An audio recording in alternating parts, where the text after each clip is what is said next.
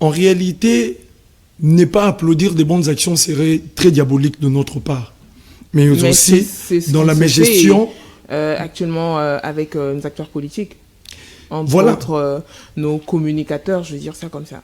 Cette classe politique, comme nous sommes en train de dire que cette classe politique a détruit cette jeunesse, a sacrifié cette jeunesse, excusez-moi madame, cette classe politique a détruit en tout cas 2 générations. Nous parlons de notre génération et la génération future. Et quand on parle de cette génération, on parle de cette jeunesse, et cette jeunesse qui représente fort malheureusement la richesse de toute une république. Et cette classe politique que nous avons communément appelée dans le jargon congolais, le Djalelo, où chacun a allégeance à un individu. Donc on ne parle pas république.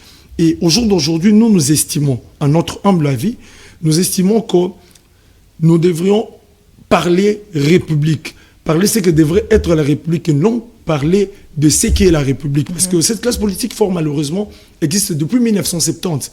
Mais qu'est-ce qu'ils nous ont produit? C'est la corruption, c'est le mensonge, c'est le détournement, le vol. Mais qu'est-ce que nous faisons pour pallier à cela?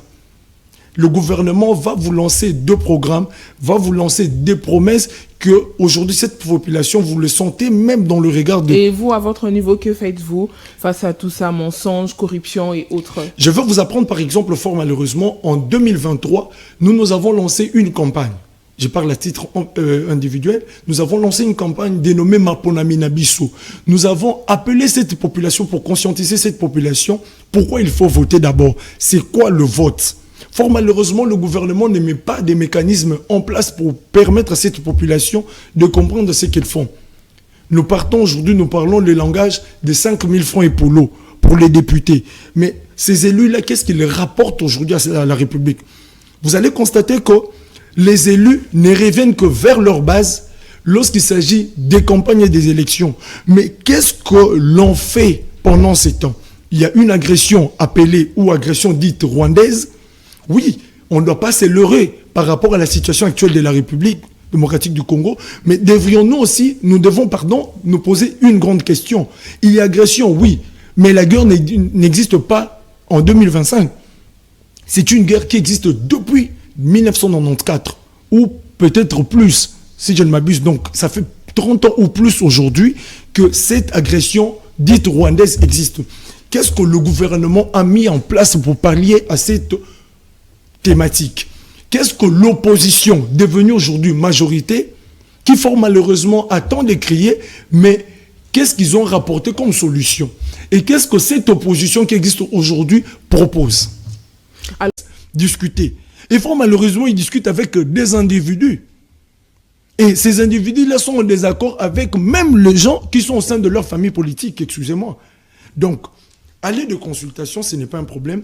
Le problème du Congolais, c'est le social. Manger au Congo, c'est un luxe. Vous voudriez que nous puissions venir en consultation au moment où on a faim? Madame Sarah, excusez-moi, je vais remplir mes poches, mais après, je vais oublier de servir le Congo parce que j'avais faim. Maintenant, comme vous n'avez pas identifié le problème, nous sommes en 40e consultation. Depuis le régime Tshisekedi existe, nous sommes dans la 40e consultation. Depuis le pouvoir Kabila, nous avons eu combien de consultations dans ces pays? Mais peut-être que l'actuel sera différent. Mais, au fait, le problème, c'est que j'aime bien cette phrase que mon aîné Lambert Mende Omalang a dit: celui qui a trahi trahira toujours. Les dirigeants congolais ont trahi la confiance des Congolais, on doit se le dire. Et aujourd'hui, le peuple se voit même délaissé, même par son salut. Il ne croit même plus à ça. Aujourd'hui, lancez seulement un programme de dévéloterie. Allez-y voir le nombre de Congolais qui pensent que la vie est en Europe. Mais descendez au Lualaba, atterrissez au Lualaba. Vous allez voir comment les expatriés descendent chaque jour, qui pensent que la vie est en RDC.